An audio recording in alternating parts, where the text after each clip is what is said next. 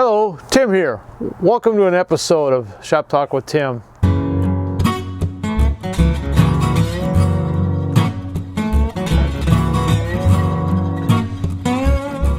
I'm outside today. It's a little cold. It's November, and I'm going to show you something that I use for outdoor woodworking. First of all, take a look at this stack of lumber. Now on this pile, zoomed out, you can see an odd-shaped piece. It's the top of a tree, actually. Couldn't be determined which of the branches was going to be the lead. So there's 5 that sprouted out. You see this branch now that my son is standing by. That's top of the tree.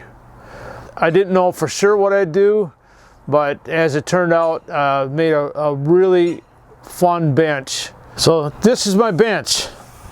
And what it is a slab of wood that is, you see the live edge here. This was a thick piece of pine that was cut up for a mantle use, but I actually cut it in 3 pieces and made the top. It's 22 inches square.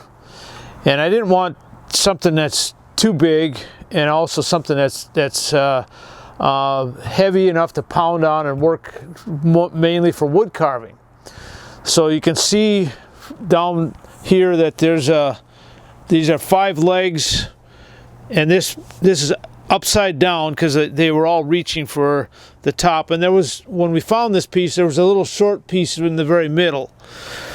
So I had a certain height in mind that I wanted this to be at 39 inches or so, which is a comfortable height for me to work on. I can clamp my workpiece on here, and I have holes, and I can add more later, but to put hold down devices to hold work in place. And you can see from the pictures that I recently used in a setting of traditional crafts in a venue in Wisconsin, where we had different people that work, blacksmiths and different crafts, and I was doing wood carving. And you can see how the bench was used, and it works very well. And a 5-legged bench is not tippy. What happened was it was all level, and now I think this thing has kind of changed in the past few months because it's probably still moving a little bit. So now I have to shim one leg. But I want to show what I did. First of all, you find a piece like this, you find something really interesting, really cool, and then think about what can you use it for. And I had a perfect need, a perfect situation that this worked out really well. The problem is how do you get all these legs equal and make it so it doesn't tip like that. I'm going to have to dress a couple legs down so it doesn't teeter anymore. But I think it just changed as it's drying out more. And as a mock-up, let's imagine that this is your shaft, and you got an uneven cut here. So how would you get that level? Just imagine this times 5. So the very first thing I did with this is I went and made sure that this was level. The shank, the best I can. It's odd. It's an uneven surface, but I want to get this perpendicular with the ground. So I want to make sure that this part is level, and then I made sure that the very top was level. So in this case here, so I would make sure that this was straight up and down as best I could.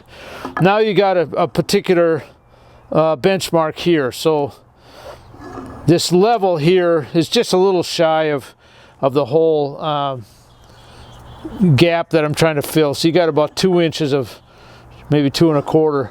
So then I would just, once everything's level, you just go around and mark this off. And you do it on all 5 legs. That's what I did. So I marked this off, and then you saw each one off. And then it might teeter a little bit, and you grind it down a little bit more. So you've got a piece of wood here, and one of the tools, traditional tools, you can still buy these. These are new. and the wood is kind of swelled up on me because it's outside and it's a little bit humid. But these are hold down.